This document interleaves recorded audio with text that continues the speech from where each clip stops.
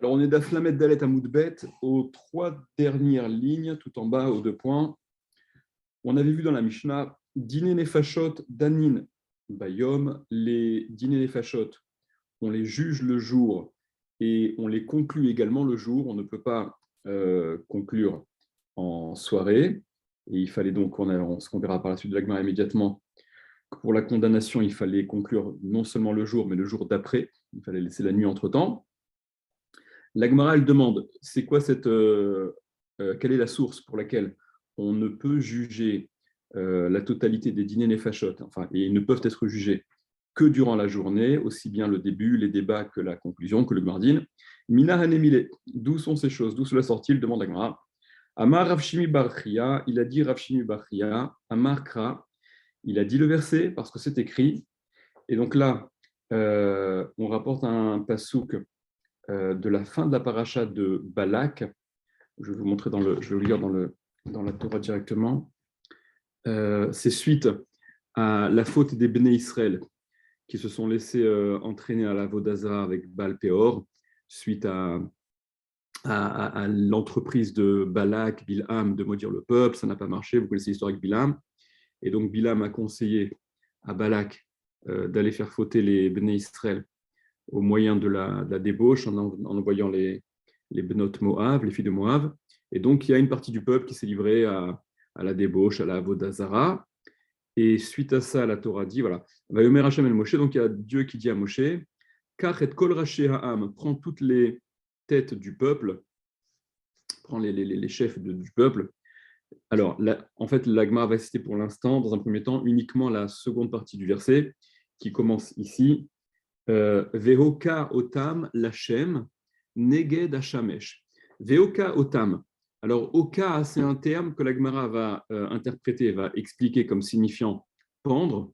Vehoka otam, donc la pendaison. Pends-les. Lachem pour Dieu, neged hashamesh face au soleil, c'est-à-dire durant le jour. Donc, les dîners nefashot sont accomplis, ne peuvent être exécutés que durant le jour, puisque la Torah précise, emploie cette expression-là, Neged Hashamesh, face au soleil. Alors, revenons à l'Agmara. Donc, ça, c'est la source que Rav Shimi Bachia rapporte. Le verset précise concernant l'exécution de la peine capitale, donc ce qui est les dîners fachot à proprement parler. Le verset dit Veoka otam lachem neged hashamesh. Tu les oka, donc ce que l'Agmara va expliquer le terme comme désignant la pendaison, ça doit se faire lorsqu'il y a encore le soleil qui est présent en pleine journée.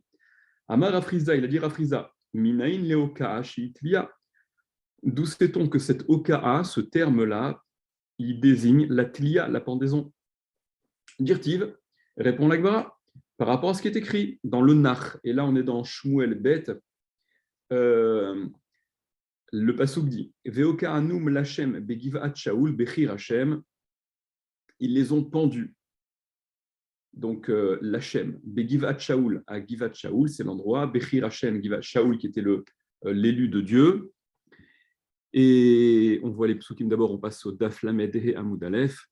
Et là-bas, dans Shmuel Bet, il est question, donc le sujet poursuit et rapporte, Vatikar Ritzpa Bataya, elle a pris Ritzpa Bataya. Ritzpa Bataya, c'était une des épouses, une des pilégesh, je crois, de Shaoul. Et dit le pasouk, elle a pris cette Ritzpa Bataya, et à sac, une espèce de couverture, Vatatehu la el atsour, et elle a déposé cette couverture sur la pierre, Bitrilat Katsir, au début du moment des récoltes de la moisson. C'est quoi cette histoire? À quoi ça fait référence? Alors, c'est un épisode un peu particulier dans le Nar, où il y a une famine qui va durer 3 ans à l'époque de David Améler, et 3 années consécutives, il y a la famine, donc ça va mal. David Améler, il demande à Kadosh Baruch Hu, c'est quoi cette raison pour laquelle ils sont frappés de façon tellement dure? Et donc, Akadosh Baruch Hu répond, c'est par rapport au manque de kavod qui avait été donné à Shaoul lorsqu'il est mort. Ils ne se sont pas occupés d'un aspect convenable. Shaoul qui est mort à la guerre avec son fils Jonathan. Et surtout, c'est là-dessus que David va rebondir, essentiellement, sur le fait qu'il ait tué les Givonim. Alors, c'est quoi, il a tué les Givonim? En quoi Shaul a tué les Givonim? Shaul n'a jamais tué les Givonim.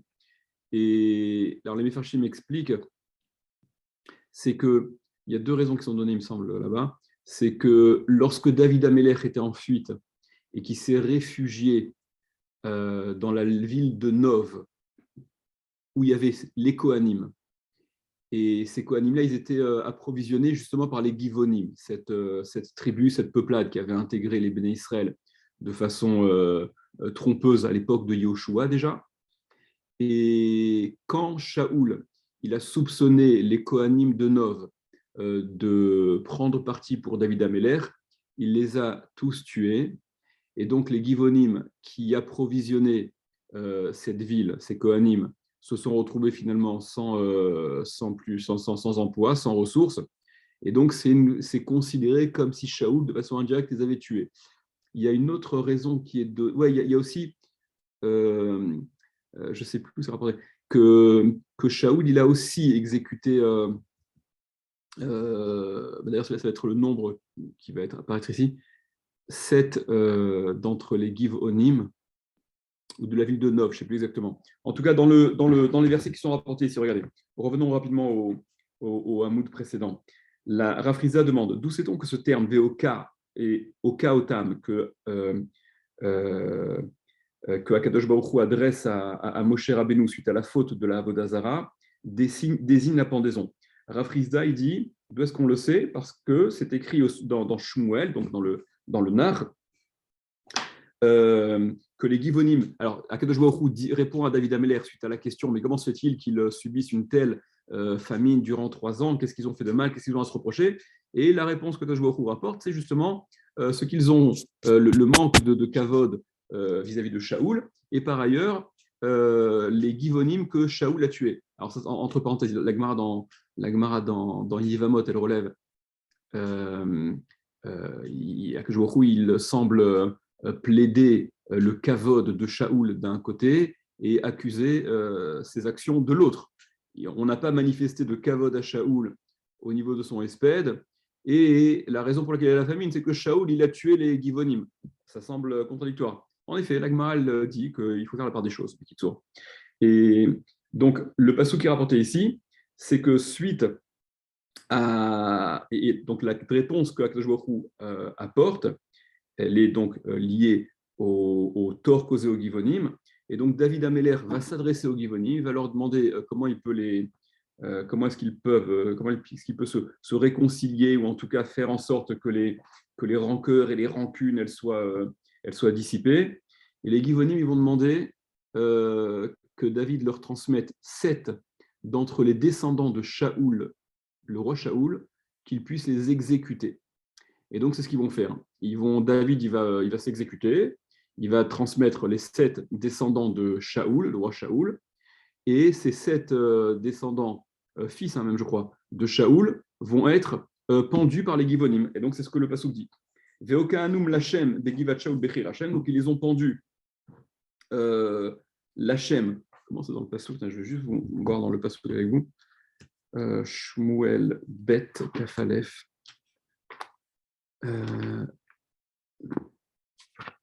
Shmuel Bet Kafalef. Voilà. Voilà. Donc la paracha nana. Voilà. Vaïtenem be'ad Givonim. Donc David Amelech les remet entre les mains des Givonim. Vayokium Bahar Lifne Hashem. Et donc ils les ont pendus. Les Givonim ont pendu ces 7 malheureux qui ont été remis par David Amelech entre leurs mains. Lifne Hashem. Voilà. Vaïpelu Shivataim Yachad Vehamumtu Betbi Mekatsir. Voilà. Vayokium, c'est ce passouk-là. Vayokium, Veokan, c'est pas tout à fait la même chose. C'est marrant. Attends, est-ce que je me trompe de passouk ou est-ce que l'orthographe est différente parce que le terme n'est pas le même? Ouais, on dirait que le terme n'est pas le même que dans le Nar. La Gemara dit Veokanum Lachem Begivat Shaoul. On dirait que c'est un autre passouk qui ressemble. Moi, le passouk que je vous ai lu, c'est Vaïtenem Beyad Agivanim. Vayokium Bahar Lifne Hashem. Bon, peu importe. En tout cas, ce terme-là, il désigne la pendaison. Et Urtiv, c'est écrit par la suite. Alors, on voit toujours pas que ça désigne plus la pendaison pour l'instant. Là, pour l'instant, c'est marqué Veokanum. On n'a pas vu plus que c'est la pendaison que dans le passouk d'avant où Akadosh Baruch Hu s'adressait à Moshe Rabbeinu. Et c'est là où il y a la grille de lecture qui est à donner, qui s'impose. On passe au Daf Lamed He. Urtiv, et c'est écrit donc juste après. Vatikar Ritzpa Bataya est à ça qu'elle a pris Ritzpa Bataya, donc la fameuse couverture dont je vous ai parlé, qu'elle a étendue sur le sol, sur la pierre, au début, à l'époque des moissons. Prenez Rashi, Vatikar Ritzpa Bataya, elle a pris Ritzpa Bataya. Alma, et Rashi donc explique que l'intention d'Agmara en rapportant ce verset, c'est d'expliquer que Meguli Nayu, en fait, dans le pasuk, dans le nar, de façon un petit peu plus complète au niveau du verset, c'est écrit que voilà, elle a pris donc, elle s'est installée en fait, Ritzpa Bataya, sous les corps qui avaient été pendus. D'où est-ce qu'on sait qu'ils sont pendus? Parce que justement, elle s'est installée là-bas. Velo natna of hashamaim, elle n'a pas laissé l'oiseau du ciel, la nouach alehem, se poser sur les corps pour les déchiqueter, les dévorer. Yomam durant la journée, ve'et rayat asade laila, ni la bête du champ durant la nuit. Donc, Rashi explique que Alma, on en déduit donc que Meguli Nayu, ils étaient à découvert, ces corps étaient à découvert, les fiches Tlouyin ala Etsim, parce qu'ils étaient pendus aux arbres. Et donc, ils n'étaient pas enterrés.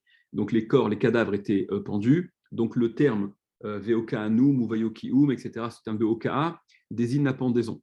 Rashi relève entre parenthèses, pas entre parenthèses, Rashi relève la question, mais ça semble aller à l'encontre d'un interdit de la Torah. Au sujet de ceux qui doivent être pendus, la Gemara dit que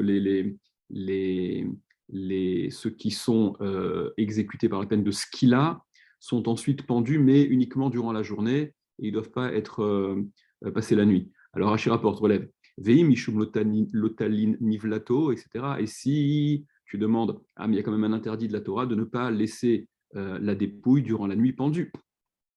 Ashaninan la Yivamot, on a enseigné dans Yivamot, Mutav Tiaker Otachat Batora, il est préférable qu'une lettre de la Torah soit retirée, déracinée, Veit Kadesh Shem Shamaim Befaresia, et que le nom de Dieu soit sanctifié en public, Sheihu Akol Roinoto, Otan, que tous voient ces corps qui ont été pendus, ces personnes qui ont donc été pendues, Veshoalin, et qu'ils demandent, Mativan Shelelu, Halalou Bne Menachim Hem, qui sont ces personnes? Ce sont les fils du roi, ce sont les fils de la lignée royale, les fils de Shaoul. Ou Pashtu Yadam Begerim Gerurim, et comme ils ont causé du tort aux Gerim, en l'occurrence les Givonim, alors voilà quel est leur sort. Alors c'est très étrange comme démarche, comme justification à laquelle la Gemara a fait recours à ce sujet, c'est que pendre des condamnés à mort, c'est une chose, enfin des personnes qui ont été exécutées, c'est une chose, mais la Torah précise de ne pas les laisser durant toute la nuit. Or, ceux-là, ils sont restés pendant plusieurs nuits, au point que Ritzpa Bataya, donc la mère de certains d'entre eux ou d'un d'entre eux, je ne sais plus, qui était donc une des Pilégesh ou des femmes de Shaoul, a veillé à leur dépouille, qu'elles ne soient pas abîmées par les oiseaux, par les bêtes des champs, etc. Et donc, c'est ce qui exprime que ces corps étaient pendus et qu'ils sont restés pendus longtemps. Comment ça va à l'encontre de ce que la Torah dit? Oui, parce qu'il est préférable de retirer une lettre de la Torah si c'est pour les Kadesh Shem Shamaim, si c'est pour sanctifier le nom divin. Et quelle est la sanctification du nom d'Akadosh Baruch Hu? C'est que de façon publique, on assiste à cette justice qui est rendue, où les descendants de Shaoul payent le crime de leur père parce qu'il a causé du tort aux Givonim, et donc les Givonim pouvant se venger, ça représente un kiddush Hachem.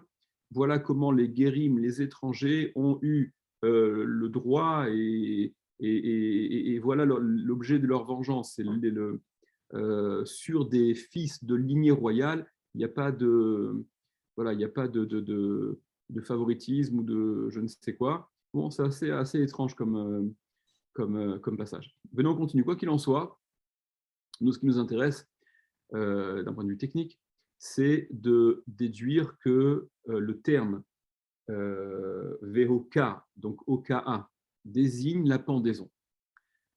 On revient au premier verset, c'est celui donc que Akadosh Baruch Hu adresse à Moshe Rabbeinu concernant ceux qui ont fait Avodah Zarah, qui se sont donc livrés à l'idolâtrie suite à l'épisode de Balak, Bilam, les filles de Moab.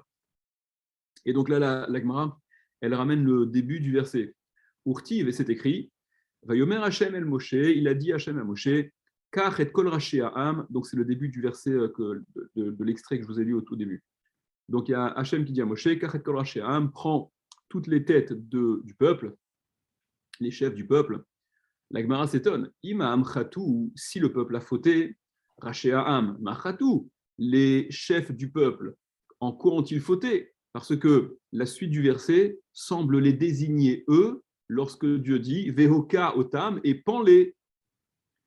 Ce n'est pas les chefs du peuple qu'il faut pendre, ce sont les fauteurs qu'il faut pendre, enfin ceux qui sont à exécuter. Amar Rav Yehuda Marav, il a dit Rav Yehuda de Rav. Amar Lo HaKadosh Baruch Hu, alors on pourrait être tenté de faire un faux pshat immédiatement et de dire ben, ce sont les responsables, donc ils portent la responsabilité du peuple, c'est pour cela on n'a pas vu qu'on était condamné à mort pour ce genre de responsabilité malgré tout. En réalité, le sens à donner, c'est le suivant. Amar Rav Yehuda Marav, il a dit Rav Yehuda de Rav. Amar Lo HaKadosh Baruch Hu les Moshe, il a dit HaKadosh Baruch Hu à Moshe et Chalek Lahem Bate Dinin. Non, ce que HaKadosh Baruch Hu dit à Moshe, c'est de s'adresser aux grands du peuple, aux chefs du peuple, qu'il multiplie les bâtés d'inim afin de pouvoir juger simultanément le maximum d'entre ceux qui se sont livrés à la Avodah Zarah et d'arriver à des piskei dinim, d'arriver à des prononciations de sentences qui soient les plus nombreuses possibles, puisque simultanément, il y a un tas de bâtés dinim qui se sont regroupés, qui se sont montés, et donc ça permettra d'exécuter le plus grand nombre de ceux qui ont fauté dans un laps de temps le plus court. Alors, la Gemara demande, Maïtahama, quelle est la raison? Quelle est la raison pour laquelle il faut différents batédinim? On ne peut pas faire ça, on peut pas faire un package et les convoquer tous et les juger tous. Il et Massi, nous disons, Mishum she en danin shnaim beyom echad. Si nous disons que c'est parce qu'on ne peut pas juger deux personnes, beyom echad, un même jour, on ne peut pas donc juger dans ce qui est de l'ordre de dîner nefashot un même jour. Et Amar Rafrizda, pourtant Rafrizda a dit, cette interdiction-là, elle ne s'applique que dans un cas particulier. L'Ochanou, ils n'ont enseigné cette restriction-là de ne pouvoir juger et condamner donc à mort deux personnes la même journée. Et là, Bishte Mitot, que lorsqu'il s'agit de deux morts différentes, de deux exécutions différentes, et Rachid va rajouter de deux transgressions différentes, qui débouchent donc sur deux exécutions différentes. Aval bemita achat, mais sur une même mort et une même faute. Danin, on peut juger. Pourquoi fallait-il donc diviser et obtenir une multitude de bâtés d'inim? Et là, seulement Kédé. Alors, prenons Rashi au fur et à mesure. Rashi, le premier Rashi, la première petite ligne de Rashi. Chalek lahem bâtés d'inim. Donc, Akash Baruch Hu, en réalité, lorsqu'il dit à Moshe Rabbeinu de prendre les Rashi Ha'am, les têtes du peuple, c'est qu'ils les prennent tous pour qu'ils puissent chacun, plusieurs d'entre eux, constituer des bâtés d'inim, Vachik et Amar. Et donc, c'est ainsi qu'il a été dit. Ce qui a été dit, c'est la chose suivante. Car Kol Rashi Ha'am prend toutes les têtes du peuple, Veholech Otam, Vehalech Otam, les bâtés d'inim, et donc conduis-les au bâtés d'inim, Arbé, de nombreux bâtés d'inim, Veyadunu et Ovre Avera, qu'ils jugent ceux qui ont transgressé la Avera de Avodah Zarah, en l'occurrence, Vehoka Otam, et pends-les, et Amechuyavin, ceux qui sont Chayav, Mipne Shetzamdu les Baal Peor, parce qu'ils se sont attachés à Baal Peor, ils ont donc fait preuve de Avodah, ils ont fait la Avodah Zarah. Et puisque celui qui fait la Avodah Zarah, il est exécuté par la peine de skila, et tous ceux qui sont exécutés par la peine de skila sont ensuite pendus, kedam rinan, comme on l'enseigne dans la Gemara, etc. Alors, pourquoi est-ce qu'il a été nécessaire d'établir plusieurs batédinim, on n'aurait pas pu se contenter d'un seul, qui jugeait toutes ces personnes-là. On aurait pu les faire, pas un package, pas comme je vous dis, tous ensemble, mais les uns après les autres. Chez En Beddin Echad, Dan Shneim Beyom Echad, si tu dis c'est parce qu'un Beddin ne peut pas juger deux personnes un même jour, ça n'est dans quel cas que lorsque l'on est en présence de Ela Bishtemitot, je continue dans Rashi, que lorsqu'il y a deux morts, ou des Endanin. C'est dans ce cas-là où on ne juge pas deux personnes différentes le même jour. Les fichiers Enzo Domalazo, parce que ce cas ne ressemble pas à celui-là, cette mort, cette exécution ne ressemble pas à celle-là. Et donc, il faut pouvoir s'arrêter et essayer d'analyser de la façon la plus précautionneuse le cas, puisqu'il s'agit de dîner fachot, ce qu'on connaît, et on ne veut surtout pas arriver à l'exécution de quelqu'un qui pourrait être sauvé en théorie. Je passe au Rachid d'après. Abal bemita achat, mais sur une même mita, sur une même mort, Rachid précise, ve'avera achat, et une même avera. Danin, on peut juger. Alors pourquoi a-t-il été nécessaire de faire plusieurs batédinim? Revenons à la Gemara. Et là, seulement, Kedé shiashuv charon af misraël, afin que se retire la colère d'Akadosh Baruch Hu du peuple d'Israël. Qu'est-ce que ça veut dire? Rashi, et là seulement, comme il en ressort du verset, Viyashuv Charon Af, et il retournera, donc la colère d'Akadosh Baruch Hu s'apaisera en agissant de la façon de la sorte, c'est-à-dire, Akadosh Baruch Hu, lorsque Akadosh Baruch Hu il voit, chez Kula Masukim Bidva, que tous sont affairés à cette chose de juger, et ceux qui se sont livrés à la Avodazara, ou Mekan'in Nirvodo, et qu'il jalouse son kavod, c'est-à-dire, plutôt que de voir qu'il y a un seul Bet Din qui s'occupe de toutes ces personnes, Akadosh Baruch Hu va voir que tout le monde s'occupe, puisque chacun, finalement, va faire l'objet de Bet Din, en multipliant les Bet Dinim. Donc, il va y avoir cette espèce de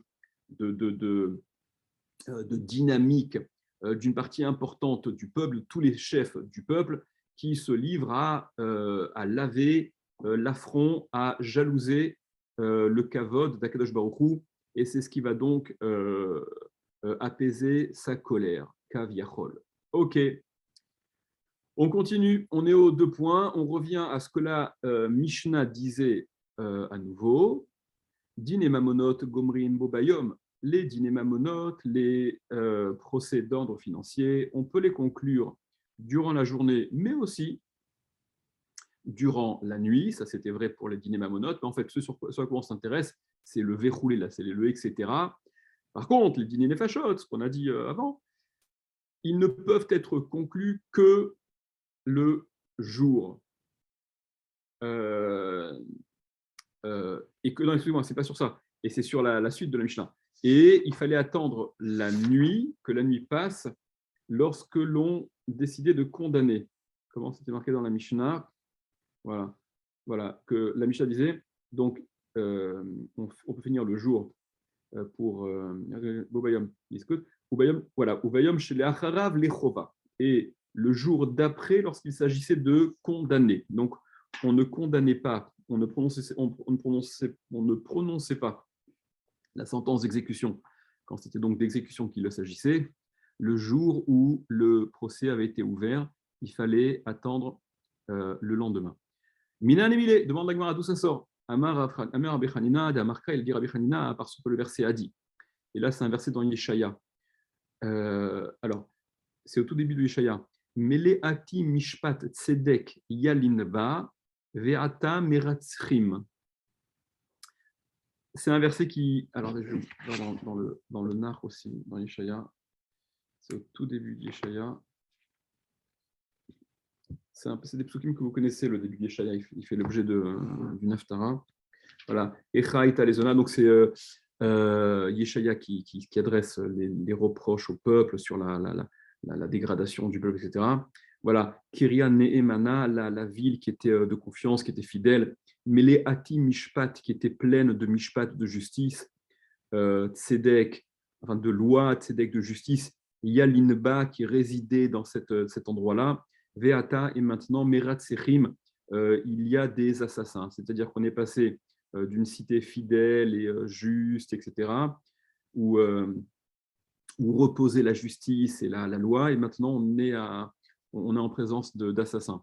Alors, Rabbi Hanina, il explique ce verset en prenant cet extrait-là. Meleati mishpat tzedek yalinba veata meratzechim.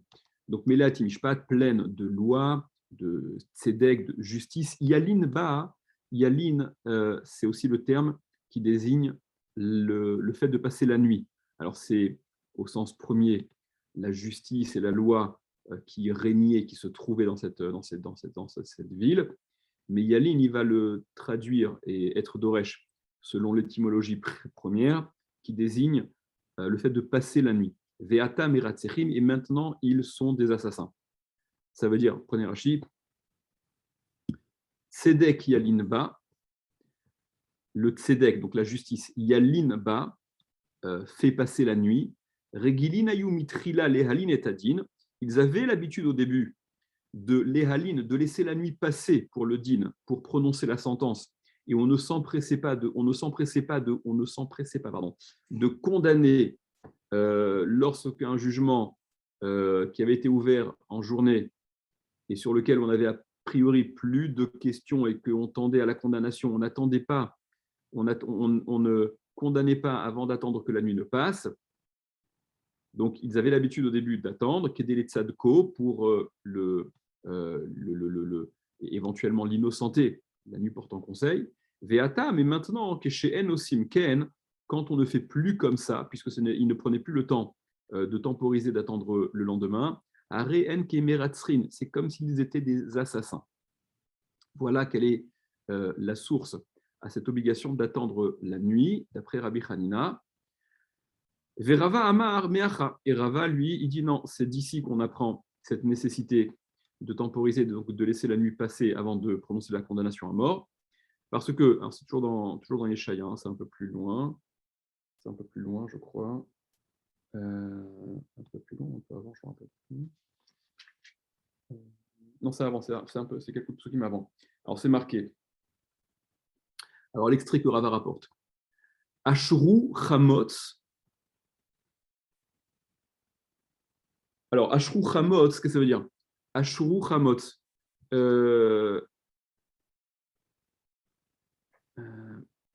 Voilà.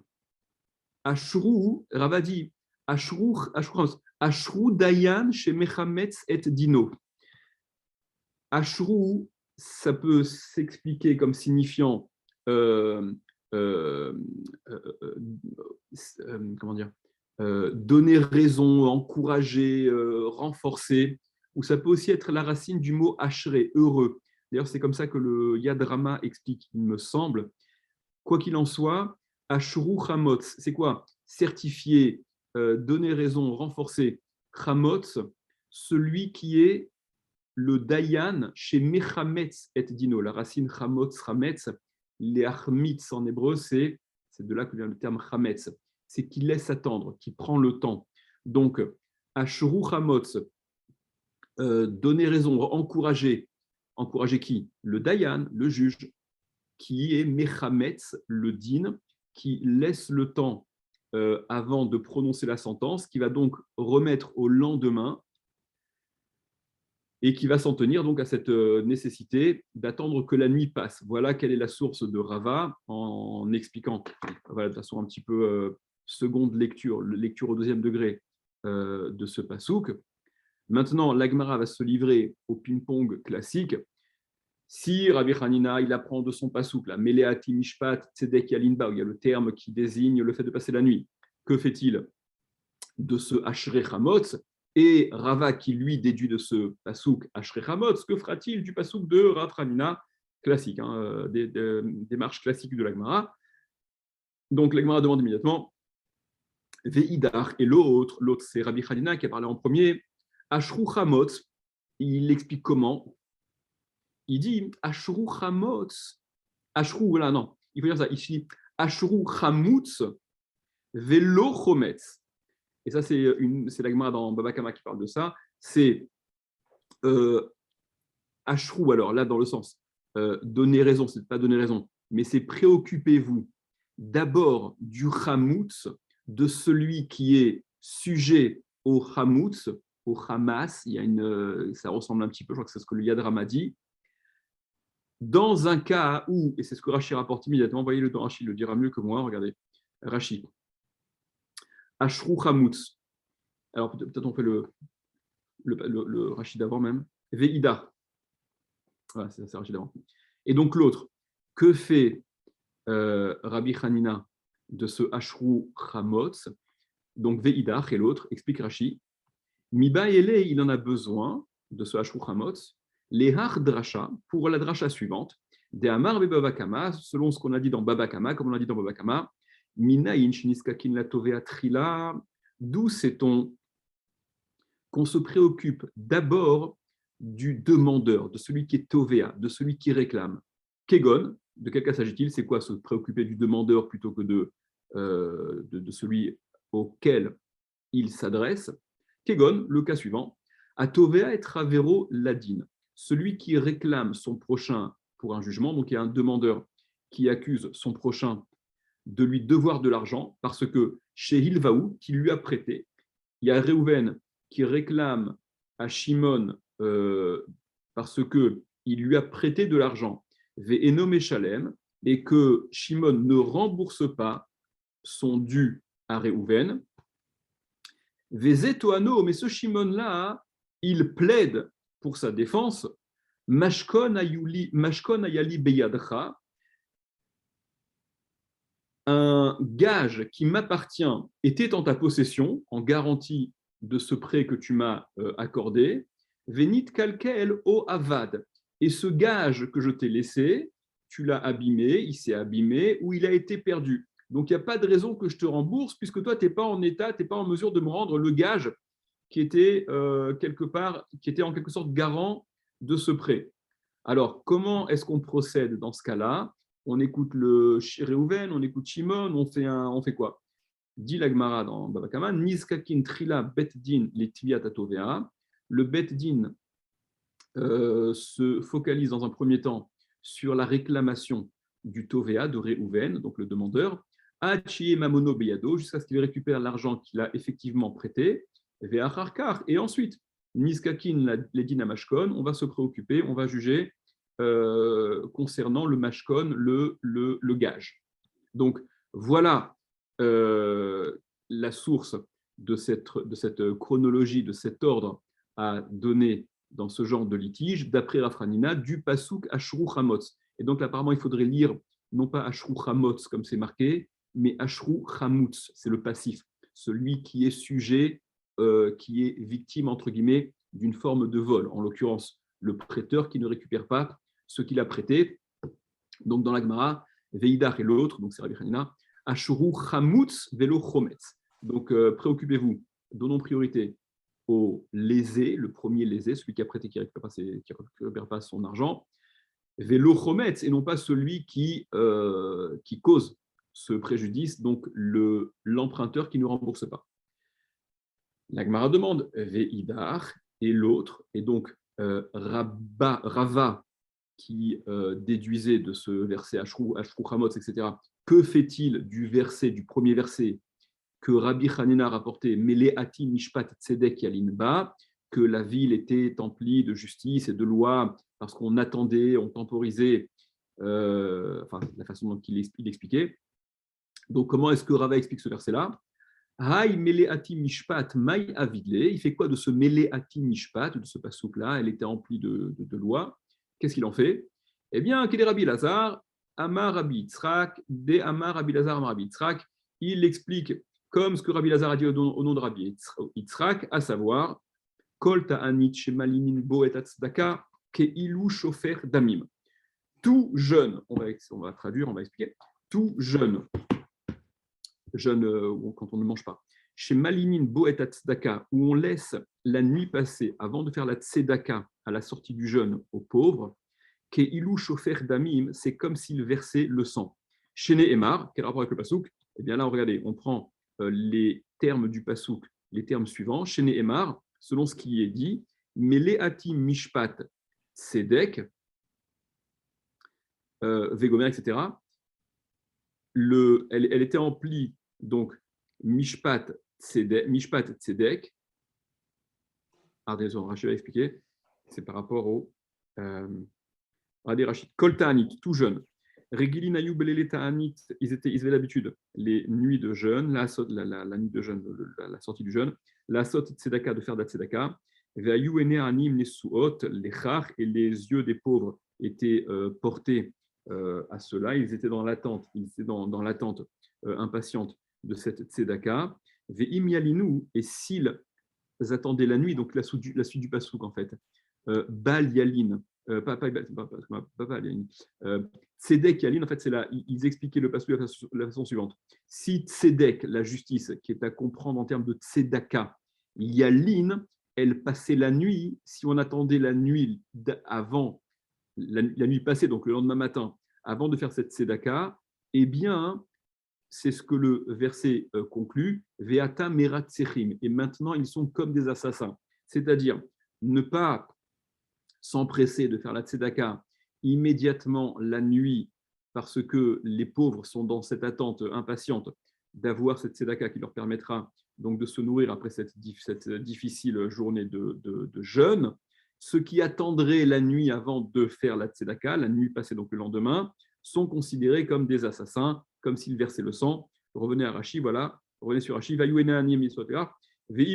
donc s'ils passaient la nuit, nimtsewanim re'evim, les pauvres vont rester affamés, chez Nish'anu Alkar, parce qu'ils espéraient, ils espéraient pouvoir se sustenter sortis du jeûne grâce à cette tzedaka, qu'ils n'obtiennent finalement pas. Et précise Agmara, Van Emile, et de quoi parle-t-on, de quelle sorte de tzedaka parle-t-on, où on se rend chayav en attendant le lendemain matin, donc en laissant laisser passer la nuit, plutôt que de la faire immédiatement. Ça n'est que lorsque la tzedaka habituelle, elle est donnée aux pauvres, berifta vetmaré, avec du pain ou des tmarim, des dattes, c'est-à-dire des aliments prêts à la consommation. Aval bezouz et chite veseare let lanba. Mais si la tzedaka qui était habituellement donnée, c'était de l'argent, chite veseare, ou du blé et de l'orge, alors ça n'est pas immédiatement exploitable en l'état. Donc les pauvres savent très bien que ce n'est pas ce qu'ils vont manger. Il y a besoin d'un temps pour aller le transformer soit les préparer pour qu'ils puissent être comestibles dans le cas de chité VCRE, soit aller acheter de quoi se manger. Let l'anba, là, on n'a aucun problème, ça ne pose aucun problème de laisser la nuit passer avant de faire cette tzedaka.